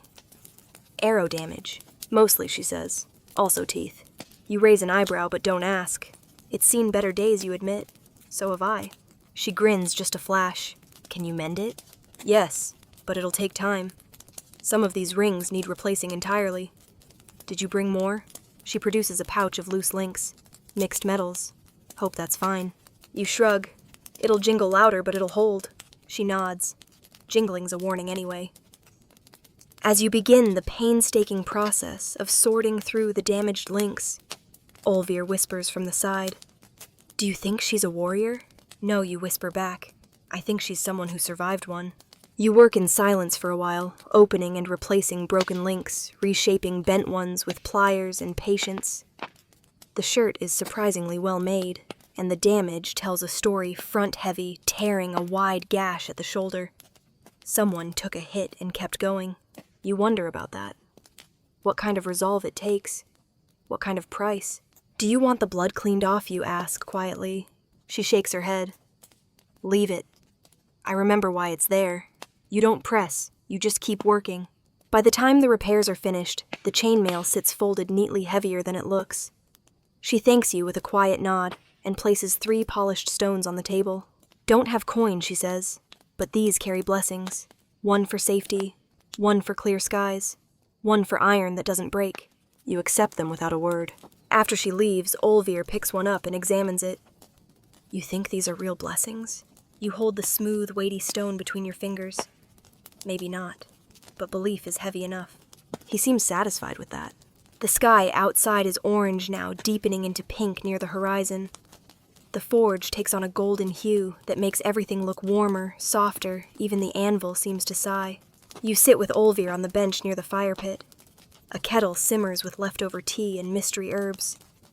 The breeze brings with it the scent of roasted barley from someone's kitchen mingled with wood smoke and faint echoes of laughter. You ever think of leaving, Olvir asks. You blink. Leaving the village. Yeah, going to a bigger town. One with 3 blacksmiths. Or none. Or a university. You stretch your legs. Thought about it. Once. And you gesture toward the forge, toward the anvil, the tools, the hooks on the walls where every item has a home. This is where things make sense. Metal doesn't lie. It bends or it breaks or it holds. That's enough for me. He nods. Still gonna visit a university one day, he says. I'd expect nothing less. The fire dims a little more. The kettle hisses quietly. You both sit in silence again, watching the forge breathe its last glowing breath for the evening. One more day finished, or nearly. Evening deepens around the forge like ink spilling across parchment. The world cools. The coals dim to a low, pulsing red. You should stop. You meant to stop. But your hands reach for one last project because some things just ask to be done while the fire is still warm. It's a broken knife. Not a warrior's blade, nor a fancy ceremonial dagger. Just a simple kitchen knife, the kind used to slice turnips, cut twine, maybe pry the occasional stubborn lid. Its wooden handle is cracked, and the blade's been ground down into a blunt, stubby thing that looks more like a suggestion of a knife than an actual one. It was left without a name wrapped in cloth beside your door earlier today. You unwrap it now slowly and sit with it a moment. The kind of tool no one brags about owning, but that gets used more than any other. It deserves to be whole again. Olvir's sweeping the floor behind you, humming tunelessly when he notices. That one looks tired, he says. You nod. It's earned the right. You set to work gently, not rushing it. First, you remove the handle, sanding down the tang, shaping a new grip from a piece of elm you've been saving. For no particular reason, just like the grain, the way it curled like wind-blown smoke. You heat the blade slightly to straighten its spine, not enough to stress the temper, just enough to coax it back into alignment. Then you regrind the edge carefully, quietly. A sharp edge would be overkill. You settle for serviceable. Friendly, even. You oil the new handle, pin it in place, wrap it in a few loops of thin leather cord. When you're finished, it looks right. Not new, but right. You leave it on the corner of the bench unwrapped this time. Whoever left it will return. They always do. Outside, a light rain begins to fall, soft, steady, cleansing. It patters on the thatched roofs, hisses gently on the stones around your forge. You watch it from the doorway for a while, arms folded, breathing in the scent of damp earth and cooling metal. You ever think about how many things we've fixed this week? Olvir asks from beside you. You nod. Too many to count, and not nearly enough. He leans against the doorframe. I fixed something too today. You turn to look at him. The rake tooth. He shakes his head. That, and also the cracked ladle. I welded it back together. Even made a loop to hang it. Used the small tongs. You raise an eyebrow. Did it hold? He grins. You tell me. He pulls it from behind his back and hands it to you. It's lumpy, uneven, ugly as sin. But solid, intact. The loop is crooked but clever. You run your thumb over the weld. It'll scoop stew just fine. He beams proud. And for a moment you feel it's something simple but full. Like finishing a story. Like setting down a burden and knowing someone else can carry part of it now. You hang the ladle on the hook near the hearth. As the rain thickens slightly, you light a lantern and bring it to the center of the room. The forge now glows only with memory. You sit together in the warm, flickering light. Olvir stares at the ceiling. You sip the tea that's gone slightly bitter from steeping too long. There was a time, you say slowly, when I thought I'd die before ever teaching someone else how to do this. He doesn't say anything. You've ruined 2 tongs, burned your own hair twice, and tried to invent a hammer that swings itself. He grins. It almost worked. You nod. And still you're learning. Faster than I ever did. The silence stretches. Not heavy, just full. I'm going to keep doing this, he says softly. Even if I go far. Even if it's different than how you do it. I'd be disappointed if you didn't. He looks over, eyes wide. You shrug. The point isn't to become me. It's to become you. Just with better technique. He nods solemnly, then adds, and maybe more ducks. You roll your eyes. I regret everything. A crack of distant thunder rolls over the hills. The kind that's more grumble than threat. The kind that makes you feel safe under a roof that's held through worse. You rise slowly, your body arguing in 12 different languages. Time for bed. Olvir groans. Can't we stay up a little longer? No, because if we do, someone will arrive with a sword or a goat or a flaming bucket. You douse the lantern. And in the near darkness, the forge hums with the ghosts of fire, of work well done, of stories not quite finished. You climb into bed with your hands still sore, your tunic still smelling faintly of iron and smoke. And you sleep. Because tomorrow will be full of metal mistakes laughter, and at least one project that makes you question your life choices. But tonight you rest. You wake to the sound of dripping water. Not rain, rain has a rhythm, a scatter song against the roof and eaves. No, this is the unmistakable, infuriating plip-plip-plip of a leak somewhere above your bed, likely into a bowl of something important. You open your eyes. There. It is a slow drip landing dead center into a wooden bucket of flax your wife had set aside to soak. The splashes are quiet, but annoyingly precise, like the gods are keeping time on a broken metronome. You shift beneath the blankets and feel the dull, pulsing ache in your arms. The kind of ache that says, "Congratulations on surviving yesterday. Let's see how you like today." You sit up slowly, groaning in a way that probably makes the goat outside feel validated. The hearth has gone cold. The room smells like damp wool iron and the faint vinegar bite of yesterday's tea. The longhouse is still. Your wife has already risen, probably off bartering over root vegetables, or chasing the chicken that believes it owns the grain store. Olvir is curled up in a heap near the forge, using your old apron as a blanket, snoring softly, like a blacksmith's version of a puppy. You let him sleep. Stepping outside the world is silver. Rain hangs in the air in thin mist, wetting everything without ever really falling. The ground squelches beneath your feet. The air smells of wet moss, forge smoke, and the faint tang of river mud. The forge somehow looks smug. You relight the coals using a bit of last night's char and a tightly rolled strip of birch bark. The fire catches slowly, patiently, like a sleepy animal that's willing to work, but only if you treat it with respect. Soon enough, the forge hums again. You sit nearby, warming your hands, and let yourself feel just a little proud. You don't get far into the pride before the first interruption of the day. A young woman, shoulders squared like someone about to request something unreasonably specific. She lays a large bronze cauldron on your workbench. It has a crack running from lip to belly, and a dent so perfectly round it might have been caused by a falling boulder or a child wielding a log. "It fell," she says simply. You run your fingers along the damage. "On purpose." She hesitates. "There were goats involved." "Of course." You nod, inspect the inside, and begin preparations. Bronze work requires a careful hand. You can't rush the heat. You balance the cauldron in the coals. Like an offering, watch it until the crack begins to open slightly, then apply flux and filler. It bubbles like a swamp and smells only marginally better. As it cools, you reshape the dent with a long-handled hammer and a carved ash mallet to absorb the shock. It's slow, rhythmic, and deeply satisfying. When it's done, she hands you a sack of dried mushrooms and promises not to let the goats climb anything taller than a barrel again. You doubt that very much. By late morning, the drizzle has given way to a kind of damp gray haze. Everything is wet adjacent. The forge steams like a bathhouse. Olvir finally wakes, hair sticking out at odd angles, face covered in coal dust. He didn't have when he went to sleep. "Did I sleep on the hearth again?" he asks. "Yes." "Did I dream I was a hammer?" "Probably." He shakes himself off and grabs a pair of tongs. "Right. What are we fixing?" You gesture toward the next item, a shattered hoe blade twisted at the neck, cracked near the socket. Olvir frowns. "Did someone till a rock? Or tried to bury a secret?" you mutter.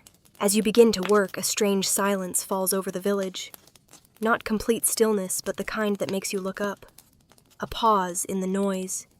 A deep inhale. Then a low rumble of drums. You exchange glances with Olvir. Visitors, he guesses. You both know what it means. The traveling smiths. Once a year or twice, if the river doesn't flood, a band of wandering blacksmiths arrives from the southern coast. They bring with them new tools, foreign metals, strange designs, and absolutely no respect for your organizational system. You step out of the forge just in time to see them arriving. 3 wagons, 2 carts, 1 very confused-looking pony. Their leader, Jaska, hops down from the largest cart like he owns the place. He's wide as a barrel arms, like braided rope, and always chewing something he refuses to identify. "Still alive, eh?" he calls. Barely, you reply. "You still making those fancy hinges that actually fit?" "Someone has to." He grins. They settle on the edge of the village, already setting up a canvas pavilion covered in charms, chisels, and decorative blades, shaped like birds doing yoga.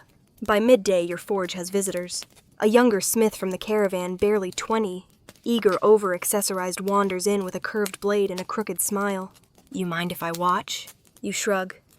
"Only if you don't comment until I'm done." He watches you reshape a horseshoe for a 3-toed mule. I'd have done it thinner, he says.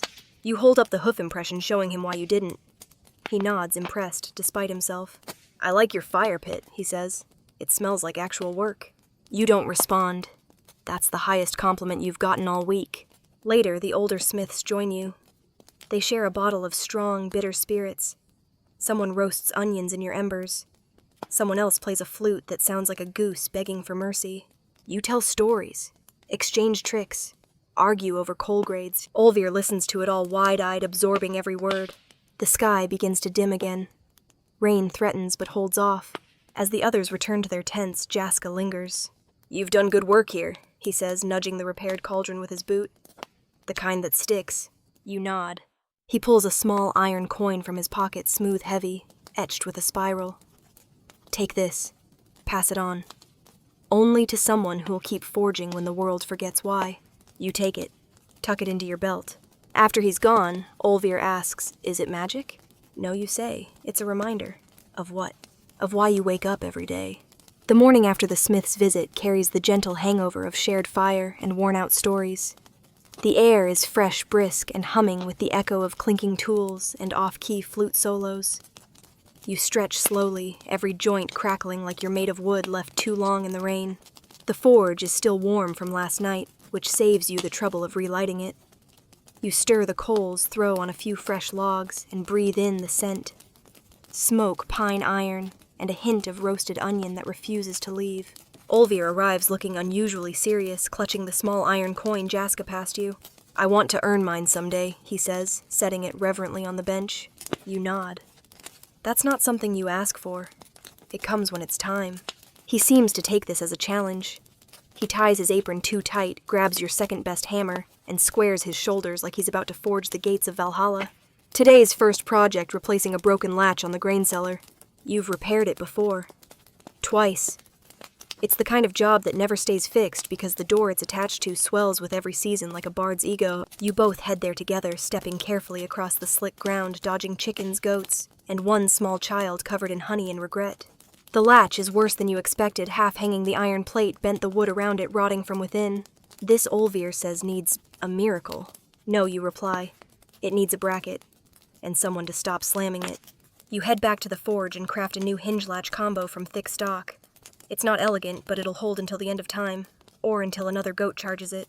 Olvir insists on doing the installation himself. You supervise as he hammers it in, muttering like a seasoned carpenter, and only hitting his thumb once. When it's done, the door closes cleanly. He beams. See that, he says. Professional. You nod. You'll get your coin before the goats learn manners. He considers this. So, never. Back at the forge, you find a new visitor waiting. A young woman stands there holding a harp with a snapped frame and broken strings. Her cloak is damp, her hands red with cold. She doesn't speak right away, just sets the harp on the bench and looks at it with a mix of affection and frustration. It broke during the storm, she says finally. It belonged to my grandmother. I've tried to fix it myself, but I don't know wood like you know iron. You lift the instrument gently. The woods cracked along the curve, the neck splintered where the tension of the strings became too much. You don't usually work in wood, but you know structure. You know where pressure lives and how to guide it. You nod. I'll try. She nods back. Not hopeful, but grateful. You begin work bracing the frame first, fitting a metal plate along the inside to hold the curve. Olvir watches, fascinated. You're making it into a hybrid. You smirk. It'll still sing, just not the way it used to. You reinforce the bass string, the frame with copper wire instead of gut. It hums differently, deeper, almost melancholy. When you hand it back, the girl cradles it like it's alive again. She plucks one note. It lingers. She smiles just a little. You didn't just fix it, she says. You gave it a new voice. You shrug. Sometimes that's the best we can do. She leaves behind a single coin and a folded song written in a hand that matches the curves of the harp. Olvir reads it aloud once she's gone. It's about a blacksmith who built a bell that could call the dead home for supper. You don't ask if it's meant to be you. The rest of the day unfolds like a worn blanket, comfortable fraying in places but dependable. You fix a kettle handle bent into a spiral. Don't ask, the owner said. You repair a fence hinge using part of an old rake. You reshape a sword blade for a boy who insists he's going to join the king's guard. He can't lift it yet. You tell him come back when it's lighter, or when you're heavier. He promises to eat 2 servings at dinner. As the sun lowers, Olvir takes it upon himself to clean every tool you own. You let him. He hums while he works off key and full of raisins. By twilight, the forge is tidy. The coals burn low. The village quiets again. You sit, legs stretched out, sipping the last of the cider someone traded you for a horseshoe 2 months ago. It's turned sour, but in a charming way, like a friend who won't stop telling the same joke. Olvir joins you on the bench, silent for a while. Then, do you think the forge will still be here after we're gone? You nod. If it is, someone will keep it burning. And if it's not, then someone will build a new one. He considers this. Do you think they'll know our names? You shake your head. Probably not, but they'll know the work. He looks satisfied. You sit together a little longer, watching the last of the light fade over the hills. Another day done. Another pile of things made whole. You close your eyes. The forge hums behind you low and steady. You wake in darkness again. Not the uneasy kind like before a storm or in the pause before bad news. This darkness is calm, thick, warm, the kind that wraps around you like an old cloak. The fire's long since gone to embers, and even the chickens outside have the good sense to stay silent. You don't move right away. Your body hums with the weight of the week, knees stiff, back tight. Hands curled instinctively like they're still holding tools. You flex your fingers slowly and feel the stretch of skin across calluses like leather being pulled into shape. Beside the hearth, Olvir is snoring. Loudly. He's made himself a nest out of firewood and forge rags. You consider waking him just to share the discomfort. You decide against it. He's earned his rest. You sit up slowly, careful not to groan too loudly, and wander barefoot to the forge. The air is cool. Not cold, just quiet. The kind of quiet you only get before the world remembers it has things to worry about. The coals are black now, but they still hold the memory of heat. You stir them once gently, then let them be. Not every fire needs reigniting. You glance over the workbench, cleared, oiled neat. Tools in place. Anvil scrubbed. Even the bucket of scrap has been sorted. You didn't do that. Olvir, maybe. Or the spirits of blacksmiths past deciding it was time to intervene. You light a small lamp and sit by the workbench just to watch the flame flicker. And then, of course, there's a knock at the post. Not the door, the post. You sigh, stand, and open the curtain. Standing in the pre-dawn mist is the shield maiden. You haven't seen her in weeks, maybe longer. Her cloak is soaked, her expression unreadable. She carries a wrapped bundle armor again, though different this time. Smaller, closer to the chest.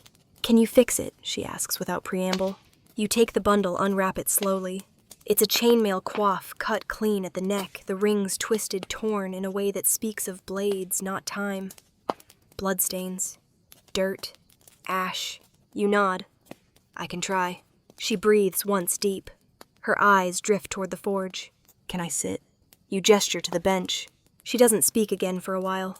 Just watches as you take the coif to the table, light another lamp, and begin. You lose track of time. The links are stiff with dried earth. Some are missing entirely. You replace them with the spares. She brings tiny rings stored in a cloth pouch that smells of cedar and wax. You work without commentary, but not without care. Eventually she speaks again. He died wearing it. You pause. Was he kin? No, she says. Friend. Brother in all but blood, fool. You nod. You've known the type. I want to keep it. Not to wear, just to have. As proof. You don't ask proof of what you already know. That he mattered. That he stood his ground. That someone came back to remember. When the work is done, the coif is still imperfect. Scars remain. Some links are darker than others. A few rings hang slightly uneven. But it holds. It endures. She runs a hand over it, silent, then stands. Thank you. She leaves 5 coins on the bench. You don't touch them until she's gone. Olvir stirs, just as the sun crests the hill. He stretches yawns and frowns at the empty hearth. You start without me. No, you say. Today, I finish. He blinks. Finish what? You gesture to the coif, the bench, the fireless forge. This week, this season, this kind of work. He looks alarmed. You're not quitting. You chuckle. No, but maybe tomorrow we sleep. Maybe tomorrow we fix nothing. He relaxes. Just one day. You nod. One day of rest. Then we build again. He grins. Can I finally make the bell? You groan. The sun spills across the bench now. Warm, golden, forgiving. You stand stretch and pour water over the last whisper of ember. The forge hisses. Steam rises. And something quiet settles in your chest. Not pride. Not relief. Just stillness. You sit with it. Let it stay. And now we rest. The tools are silent. The forge has cooled. The smoke, the sparks, the hammer strikes all quiet. All still. You've spent the day in another life. One made of iron and flame of stubborn bolts and soot-darkened skies. You've stepped into boots, hardened by habit, lifted hammers worn smooth by 100,000 strikes. You've felt the pull of heat, the ache of repetition, the quiet satisfaction of making something that will last. You've mended what was broken. You've shaped what was raw. You've laughed, you've grumbled. You've stretched tired muscles under a sky full of changing light. And now it's time to let it all go. Let the forge fade to a whisper. Let the anvil rest. Let the soot wash away from your hands and your thoughts. You don't need to carry the hammer into sleep. You don't need to sharpen anything tonight. You've done enough. Feel the softness of the dark now. The way the air slows. The way your breathing eases steady and deep. You've earned it. Let your limbs go heavy. Let your thoughts uncoil. Let the day slip away quietly like smoke from a dying ember. You are warm. You are safe. You are still. The forge will be here tomorrow. But tonight, there is only rest.